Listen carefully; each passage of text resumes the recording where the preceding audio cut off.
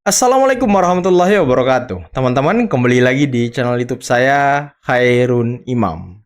Gimana nih kabar kalian? Semoga kita semua selalu diberi kesehatan, kemudahan, dan juga limpahan rezeki dari Yang Maha Kuasa, teman-teman ya.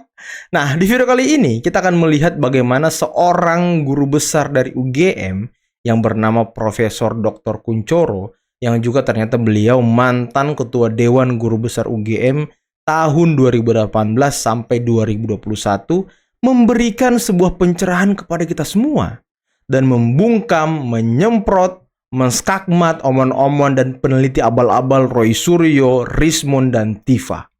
Dan kebetulan ketiga orang peneliti ini, yang katanya peneliti dan akademisi, ya dia kan lulusan UGM. Dan Prof. Kunchoro dengan tegas mengatakan ketiga orang ini merusak citra dan juga marwah dari UGM. Ya bagusnya sih gelar mereka dicabut aja Pak yang dari UGM. Ini sudah merusak dan mencederai nama baik UGM loh. Cabut aja gitu gelar akademisinya. Dan Prof. Kunchoro ternyata teman-teman merupakan seorang pembenci Pak Jokowi, pengkritik Pak Jokowi. Dan dia sampai mengakui kalau ya sampai detik ini beliau masih tidak sepakat dan tidak setuju beberapa kebijakan dari Pak Jokowi. Tapi kata beliau, terkait dengan ijazah ini, persoalan ijazah Pak Jokowi, dia akan mengungkap kebenaran. Dan seorang ahli, seorang profesor, itu bisa salah, tapi jangan pernah membohongi rakyat. Wah, ini luar biasa Prof ini teman-teman. Sangat objektif dalam mengkritik. Dan saya senang dengan orang-orang seperti ini. Nah, selain itu, Prof. Kunchoro juga sempat mengkritik dan juga mungkin mengomentari Profesor Sofyan Effendi yang kemarin juga menuduh Pak Jokowi tidak lulus S1 Kehutanan UGM. Dan saya harap teman-teman nonton video ini sampai habis, karena dari awal sampai akhir, itu kalau kata anak Jaksel, daging semua isinya teman-teman. Oke, sebelum kita mulai videonya, jangan lupa like, subscribe, dan share. Dan tanpa perlu berlama-lama lagi, mari kita mulai videonya berikut ini. Sekarang, kenapa Mas ketiga orang itu berani mengatakan dia ijazah palsu, padahal mereka belum pernah melihat? Kemudian yang kedua adalah, mereka hanya melihat, memeriksa, katanya peneliti. Tapi yang diteliti itu adalah fotokopian-fotokopian.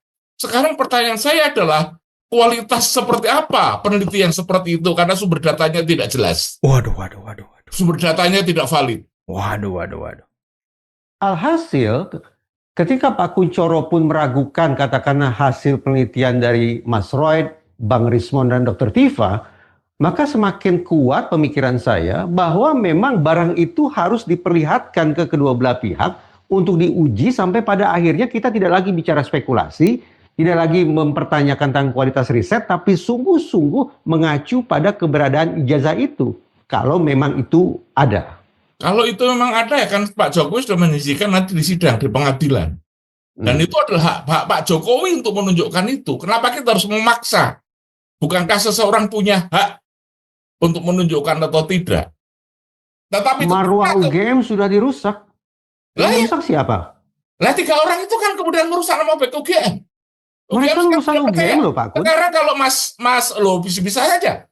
Kalau Mas Reza Faham melihat di tayangan, sekarang banyak bermunculan statement saya ketika saya kemudian diwawancara di televisi dan sebagainya, itu dimunculkan dalam kegiatan-kegiatan semacam ini, gitu, yang kemudian intinya adalah sekali lagi bahwa seakan-akan saya mau marahi Jokowi, bahwa Jokowi itu seperti ini. Tadi saya katakan, saya memang tidak suka, saya bertentangan dengan Jokowi. Tapi ketika berbicara masalah kebenaran ijazah Jokowi lulusan UGM, dan dia berhak menyandang ijazah UGM, maka itu harus saya yakini sebagai karena itu kebenaran, maka saya nyatakan benar. Tapi di lain ini, nanti dulu. Keren Pak Kun, banget. saya menghormati Bapak sebagai sosok Keren yang amat sangat Pak kritis Kunchoro ini terhadap Joko Widodo. Dan itu terus terang membanggakan. Tapi ketika tiga orang murid Bapak, yaitu Bang Rismond, Mas Roy, dan Dr. Tifa juga menunjukkan sikap kritis mereka terhadap Joko Widodo, kenapa justru Bapak menilai mereka sebagai perusak nama baik UGM? Karena sekarang dari mereka, bukan dari mereka itu. Dampak dari itu adalah semuanya menjelekan UGM. Banyak orang mengatakan jangan Mereka menjelek-jelekan rektor, Betul, menjelek-jelekan UGM. betul. Dari situlah kemudian sekarang menjadi apa? Saya menghargai Mas Roy Suryo, itu sebetulnya sama-sama aktivis saya dengan narkoba. Kita sama-sama penerima bintang jasa dari BNN. Tetapi sekali lagi, eh, harusnya ada batasnya. Dan sekali lagi, kalau mereka mengatakan namanya peneliti, peneliti itu ada kode etiknya, Mas. Kode Peneliti itu etik. tidak menjelek-jelekan sumber datanya.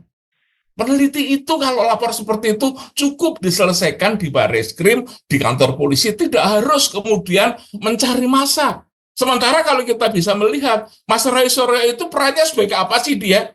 Karena dia sebagai seorang politisi, tetapi dia juga podcaster, yang dia setiap hari dia memposting apa yang dikatakan. Apakah itu tidak membentuk opini? Betul. Apakah betul. salah kalau kemudian mereka menggunakan ruang-ruang untuk berkomunikasi dengan publik lewat media sosial? Sekarang apa sebenarnya dia posisinya sebagai apa dia? Mau sebagai seorang politisi atau podcaster?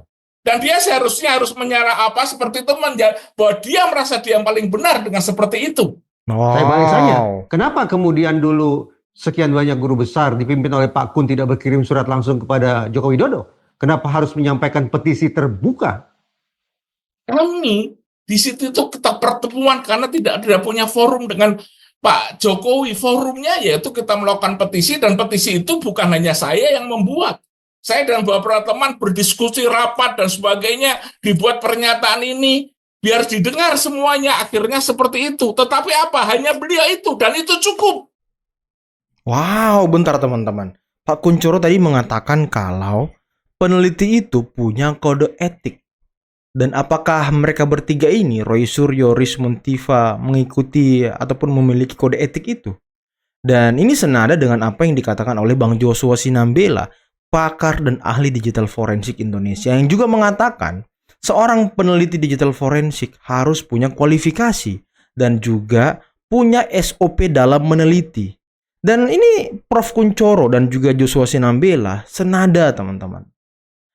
Objek penelitiannya itu tidak valid dan kemungkinan besar tidak bisa dijadikan bukti di pengadilan, dan mereka positif akan masuk bui, teman-teman. Kalau kita mendengarkan beberapa keterangan dari profesor dan juga ahli digital forensik. Oke, kita lanjut. Pak Kun, di Dewan Guru Besar UGM sendiri pernah tidak ada perbincangan atau rapat tentang ijazah Jokowi ini? Kami tidak pernah, karena tahun 2024 saya sudah tidak menjadi ketua Dewan Guru Besar, tetapi saya juga pernah membicarakan dengan beberapa teman, dan beberapa teman setelah dalam pertemuan-pertemuan itu mengatakan bahwa ijazahnya sah, asli, ada. Tidak ada terbelahnya pendapat. Ada Tidak ada, kalau di Dewan Guru Besar ini tidak palsu. ada. Itu artinya Profesor Sofyan Effendi merupakan minoritas dong. Kalau begitu, Pak Sofyan Effendi tidak masuk di situ. Di organisasi Dewan Guru Besar itu adalah suatu lembaga, isinya perwakilan guru besar, dan Pak Sofyan sudah pensiun untuk ketika saya menjabat sebagai itu. Nah, tetapi sekarang yang melihat, kalau saya bilang dengan Pak Sofyan Effendi itu dapat data dari mana? Gitu Dapat loh. data dari mana? Saya melihat bahwa Pak Sofyan Effendi itu adalah seorang deterministik. Ya, beliau itu sudah pendamping yang kuat. Dulu beliau itu punya pendamping yang sangat kuat, yaitu Profesor Warsito Utomo, ada almarhum, dan juga almarhum Profesor Agus Dwianto. Tetapi ketika kemudian beliau sekarang sudah tidak punya pendamping karena sudah meninggal, seakan-akan semuanya lepas. Semuanya lepas itu maksudnya bagaimana, Pak Kun? Ya, tidak ada yang mengandalkan, tidak ada mengontrol, membantu Pak tempat diskusi dengan beliau. Teman berdiskusi. Saya ingin Pak Kun katakan, ketika Profesor Sofyan Effendi sempat mengatakan bahwa ya beliau meragukan lah kesarjanaannya seorang Jokowi. Nah, sekarang datanya dari mana beliau? Beliau sebagai rektor, apakah dia melihat data tentang Jokowi pada waktu beliau menjadi rektor? Pada waktu itu Jokowi belum siapa-siapa, dia belum tahu. Dan saya nggak yakin Pak Sofyan Effendi itu melihat. Tapi maaf nih Pak Kun, kita bicara tentang Sofyan Effendi sebagai seorang guru besar loh. Lah iya, tetapi dari mana datanya beliau? Kita berasumsi beliau impulsif dalam mengeluarkan pernyataan. Makanya saya bertanya, dari mana beliau mendapatkan datanya? Itu dia juga belum mengatakan dari itu. Saya menduga bahwa beliau itu mendengar kabar dari sumber-sumber seperti teori psikologi. Dia mengatakan bahwa dia mendapatkan informasi yang pertama yang salah, yang kemudian menjadi pendapatnya dan nilainya yang ada pada dirinya. Betul. Yang kalau dari sumber yang saya lihat ini ada kaitannya dengan Gus Nur, kasusnya Gus yang ada di sana. Maka sekarang siapa pembisiknya yang ada di situ? Dan saya justru ini teman-teman dari UGM itu banyak yang menyayangkan, Mas. Ini saya berkata jujur bahwa ketika Pak Sofyan Effendi menarik pernyataannya, itu banyak teman kami itu mengatakan alhamdulillah. Tapi ketika kemudian dia mengatakan seperti itu, banyak orang waduh, kasihan Pak Sofyan Effendi, dia neng-neng, kasihan Pak Sofyan begitu kan. Satu kelompok mengatakan bahwa kami itu membela kebenaran Pak Sofyan Effendi. Dari kelompok yang lain juga Pak Sofyan itu harus kita bela. Gitu. Bentar teman-teman, di eneng-eneng itu apa artinya? Apa artinya teman-teman? Coba komen ya, saya nggak paham nih apa itu di eneng-eneng. Mereka kasihan dengan Pak Sofyan. Pak Kun ingin mengatakan bahwa Profesor Sofyan Effendi sudah menerima informasi yang salah dari orang-orang yang tidak terpercaya. Betul. Nah, bukankah hal yang sama juga saya bisa katakan kepada pendapat Pak Kun sendiri? Pak Kun tidak pernah lihat ijazah fisik Jokowi, mengandalkan kata orang. Lihat fisiknya, Mas. Dari saya lihat ada teman-temannya, saya tanya. Teman-teman dosennya saya tanya pada mereka. Gitu loh. Sehingga saya tidak harus membutuhkan itu pun bisa. Itu yang jadi, kenapa harus melihat fisik itu sekarang jadi pertanyaan saya. Tidakkah ada kepentingan dari para guru besar UGM untuk secara internal merapatkan persoalan ini, sehingga betul-betul akhirnya pernyataan dari pihak rektorat UGM tidak dipandang sebagai ini tidak representasi UGM secara keseluruhan? Begini, secara saya bertanya kepada Ketua Dewan Guru Besar UGM, Pak dan juga sekretarisnya Pak Kumornoto dan Pak Baikuni, apakah Anda sudah memberikan masukan pada rektor, Anda sudah nggak seperti ini? Dan kami juga sudah membuat semacam mengingatkan agar UGM yang selama ini sekarang dibuat terpuruk, bagaimana kita bangga dengan warga UGM. Dan memang sekarang kita bisa melihat bahwa UGM dengan dalam kabinet yang sekarang ini, jumlah menteri, jumlah pejabatnya, itu berkurang drastis, turun drastis dibandingkan yang lalu. Apakah ini efek Jokowi atau efek siapa yang lain, saya tidak tahu. Tetapi sekali lagi, saya sudah mengusulkan meminta dan Pak Ketua DGB Pak Baikuni mengatakan sudah menyampaikan ini kepada rektor, mereka sudah memberikan masukan. Dan ketika hari ini saya diajak Mas Reza ini, saya juga sudah berdiskusi dengan Wakil Rektor Pak Ari Sujito. Saya mau diajak ngomong-ngomong dengan Mas Reza besok pagi. Gitu. Sehingga saya yang belajar di sini ini ngomong di sini tidak saya ngomong bohong, tapi juga punya data. Saya menghubungi 2 orang. Mas Fatur juga saya hubungi karena Mas Fatur itu termasuk lingkungan dekatnya Pak Sofyan Effendi, gitu. Sehingga saya tidak hanya ngobrol, bukan sekedar ngobrol, tapi ada data yang kuat. Itu, Mas. Kalaulah kita lakukan survei terhadap seluruh dosen Universitas Gadjah Mada, Pak Kun yakin mayoritas meyakini bahwa ijazah Jokowi adalah asli? Itu bukan masalah asli atau tidak asli, tapi percaya atau tidak. Karena sekarang image Gadjah Mada sudah dirusak. Kalau asli itu adalah yang menyatakan itu adalah universitas punya catatan, fakultas punya catatan akademis tentang kegiatan Jokowi, itu asli. Waduh. Ini videonya sangat luar biasa teman-teman ya.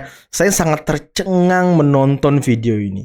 Saya sangat terpukau dengan sikap kesatria yang ditunjukkan oleh Prof. Kunchoro, mantan Ketua Dewan Guru Besar UGM.